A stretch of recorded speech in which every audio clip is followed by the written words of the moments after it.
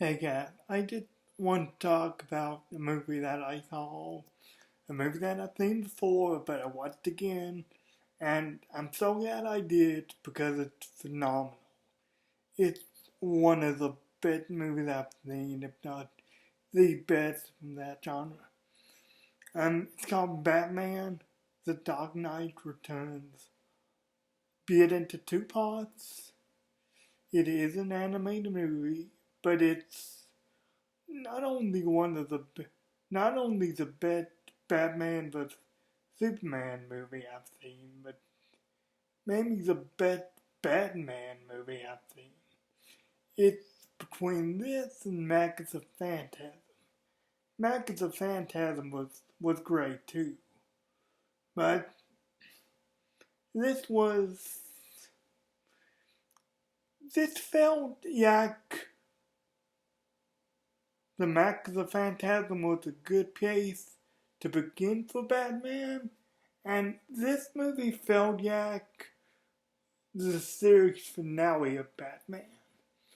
I mean, you can make the argument, and I forgot to look up when this was released.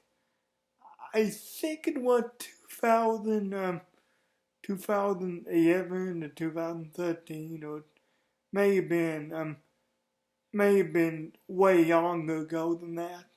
Someone can correct me, and I know they will. But if they make the Phantasm felt like a good place to start for Batman, like a good place to go in, you could make the argument that after this movie they did everything they could with Batman. It was a good swan song for him, a good outing. Now I really don't want to spoil anything, and I'm not going to talk too much about the contents of the movie as is. But if you don't want any spoilers, want to go in completely blind, which I totally recommend. Like, I totally recommend this movie 11 times out of 10. Then you should go watch it. You can find it easy enough online for free, or you can find it on HBO Max if you have HBO Max, as well as I won't say the whole DC library, but a good chunk of the DC library, because HBO Max is mostly owned by Warner Media, so it makes sense they get most of their content on there. So yeah, why do I say it's the best Superman vs. Batman movie? Not only in terms of fighting, but the best Batman and versus Superman movie in terms of ideology. Well, first of all, this isn't a Batman vs. Superman movie. This is a Batman movie. It's called The Dark Knight Returns. So, pretty self-explanatory there. But, you know, what's great and unique about this movie is Superman doesn't actually come in till till part two, till about, well, I mean that Easter eggs teases in part one, I suppose, but he doesn't actually come in until part two, and even then, I think it's like 20, maybe 10 minutes into the movie is when he comes in, and he doesn't really do what we ought on to. But why I say it's a good Batman Superman movie in terms of ideology, that philosophical differences. Batman wasn't originally gonna come out of retirement. But why he comes out of retirement is because without him, crime is running rampant. I mean, people won't really do anything about it. I mean, Jim Gordon is trying because he's a really good cop. But, um,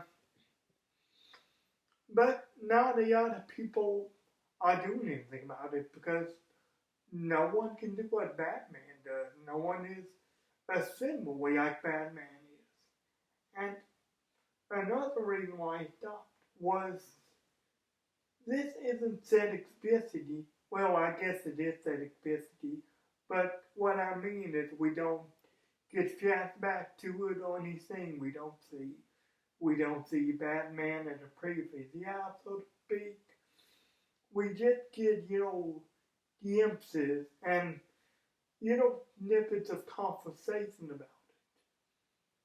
But it seemed to me the main reason why I stopped was Jason Todd. And I didn't read the comics myself. I'm not a comic guy. I know about Jason Todd through Sing Up Hood and through Under the Red Hood, which is another great movie. It's also on HBO Max if you want to see that. Well, I think it's on HBO Max anyway. I'd be surprised if it wasn't. But if you if you did read the comics, which again you didn't necessarily have to, but if you did read the comics, you know who Jason Todd is. Jason Todd was a Robin to Batman, the Robin after the very popular Dick Grayson. He was another sidekick to him, another incarnation of Robin. He was killed by the Joker at the and it seemed to me like that is a big reason why he stopped. Because maybe he thought, again, this isn't business he said, but just the context you can gain. Maybe he was thinking, and I'm gonna guess he wrestled with it for years. Because he does say at one point in the movie, he started drinking a lot more, and someone comments on it, and he says, it makes it easier. And the other guy said, well, make what's easy? Make what easier? And Bridget goes, staying retired. So I think that's the thought that he's entertained for a while. But I think in his mind, another reason why he thought was he saw Jason Todd die, and he had a revelation, a thought in his head. Okay, I'm doing all this good, and I'm training people to fight evil, but in the end, does it really amount to much? I mean, people are still dying. I was basically responsible for the death of a kid. I mean, he wasn't, but he's thinking if I didn't bring him into my world, maybe he wouldn't have died. Maybe he still would have, but if I didn't bring him into my world, he definitely probably wouldn't have died like that. Joker wouldn't have killed him. So that's a reason why he stopped being back. But why he came back was he couldn't stand for the crime, corruption anymore. He couldn't stand to be beyond. He couldn't stand for the cowardice of people. And that people were willing to negotiate. They were willing to say, this is mutant town, this is bad guy territory. We're just gonna negotiate with them, we're just gonna try to coexist, but they wouldn't take coexistence. But So that's ultimately why I come back. Now, Superman has a great, and based on everything I just said about Batman, he does whatever it takes. He does whatever it takes to protect people. Maybe some people, especially some people today, would consider that a bit cruel and a bit crude, but he does whatever it takes. That's one of the reasons I love this movie, and that's one of the reasons I love Batman. Is he has a very significant line that he will not cross. Do not kill unless he has to. But everything else is fair game. I mean, he does anything that he had to put evil down and to send a message to him. He came back to inspire people, the common man, that they could do the same. I mean, anyone who looks up to him, they have that strength inside them to do the same and to stand up for what's right. Because at the end of the day, he's just a guy who saw a need and who worked tirelessly to fill that need, to give people hope, a symbol. But now Superman, his ideology is a bit different, and I love how they portray Superman in this movie, because a lot of media, well, I won't say nowadays, but a lot of what I've seen of Superman, people portray him as infallible and always on the side of good, always on the side of justice, but that's not really who he is here. Now, he isn't a bad guy per se, but if Batman is a de facto protagonist, then Superman is a de facto antagonist. And I really like that, because how they portray Superman in this film is under the thumb of the President of the United States. I mean, he's basically a super soldier made military officer. I mean, that may not be a strong enough comparison, but that's the only comparison I could think of. Basically, a super soldier made into a military weapon.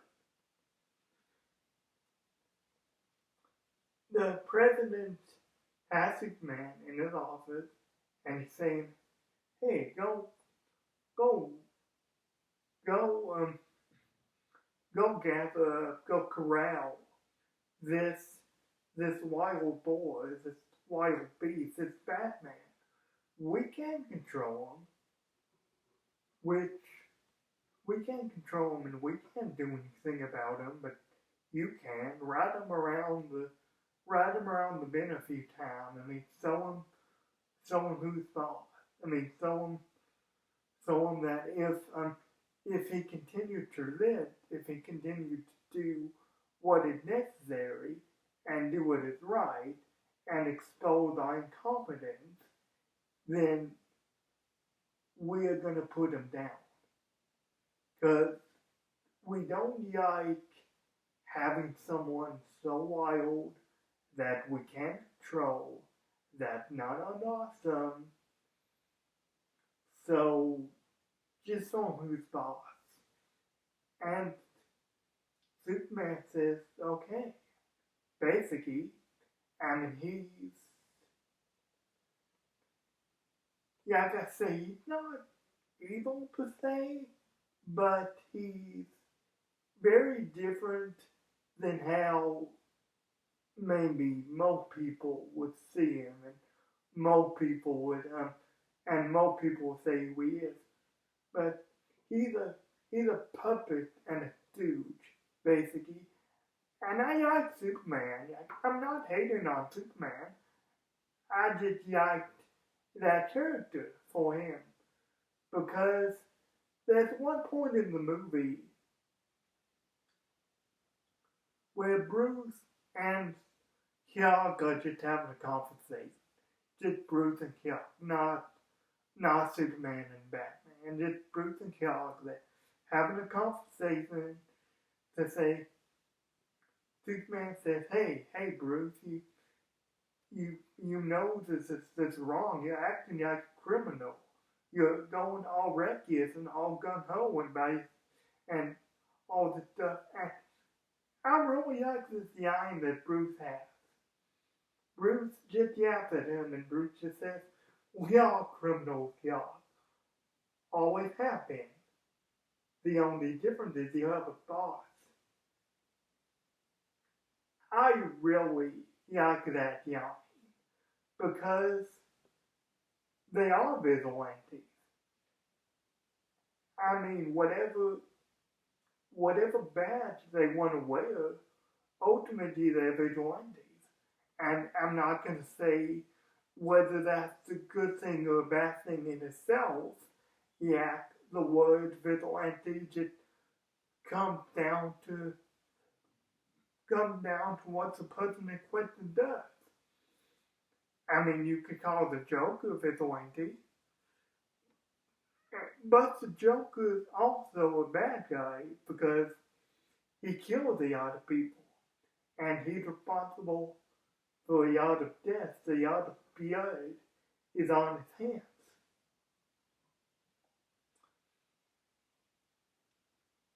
But like I say, the Joker is there's the vast difference between the Joker and Batman is Batman has that line I talked about. Joker had no such line. Joker had no such compulsion to killing other people. And while we're on the subject, there's a scene later on in the movie where Batman and Joker are fighting for the first time in years. They're fighting again for the first time in years. And the Joker just goes, "Do you know how many people, after all the people I've killed, you just can't do it, can you? You just can't kill me. But I made you use control for that one split second." And the man goes, "Well, do you know how many people I've murdered just by letting you live?" Joker says, "Well, I got count." They say it's a lot core and a lot more sensitive than I'm saying it now. But that man yells, "I did. I kept that count."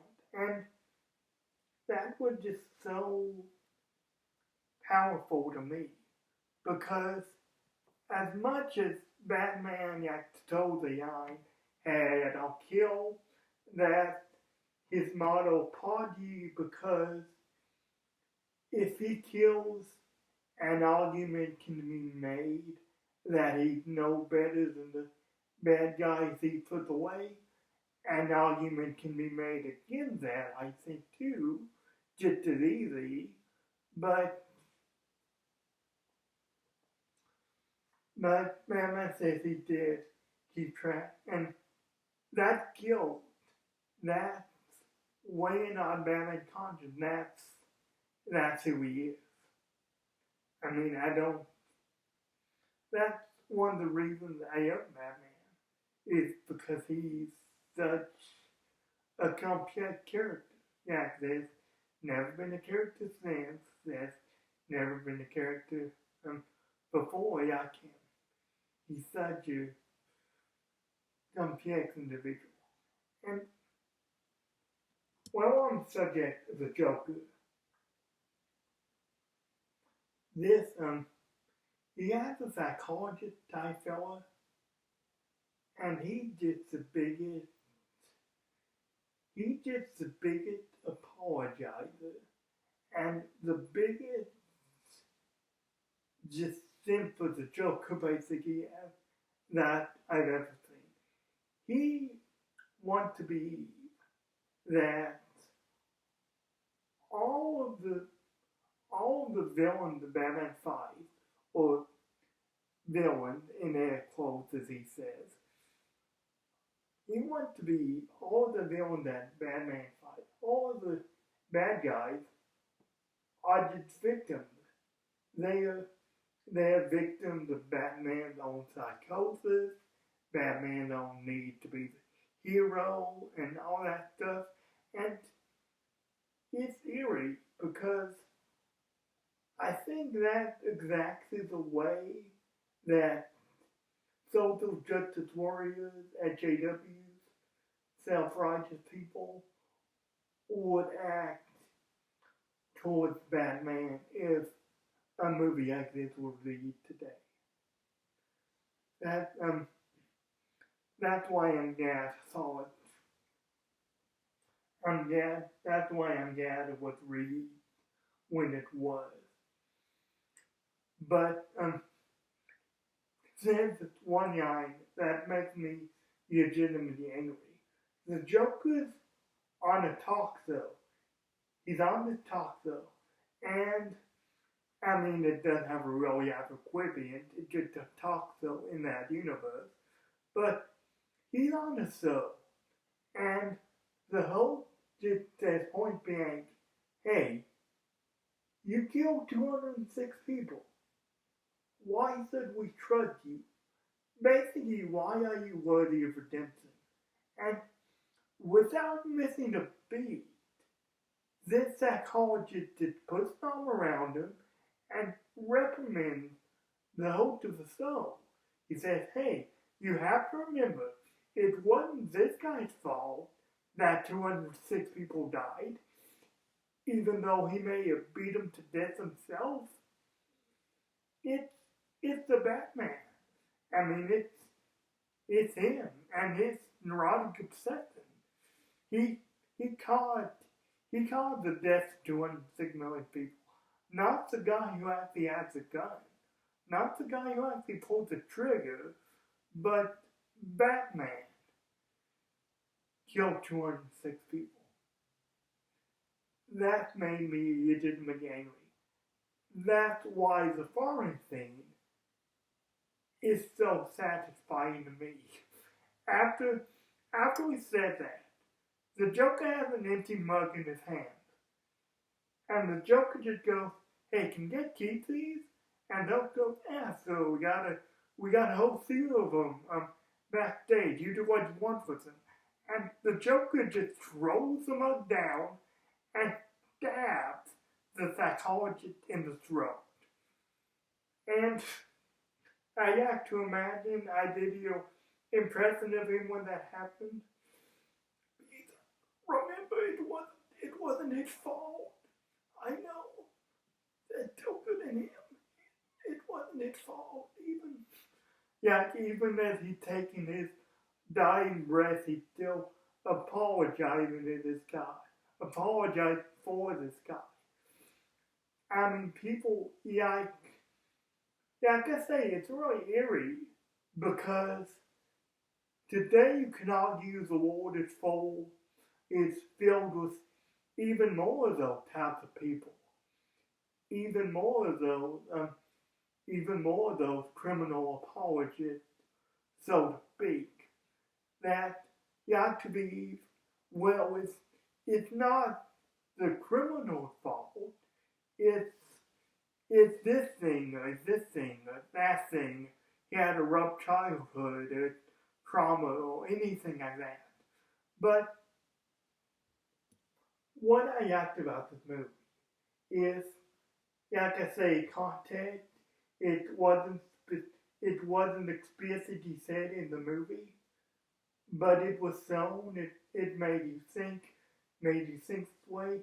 One thing I love about this movie, is it says, "Hey, a lot of people have trauma. A lot of people have rough lives, have rough existences, but we don't all become mass murderers. That's Joker did. Whatever his backstory is, maybe it deserves some sympathy.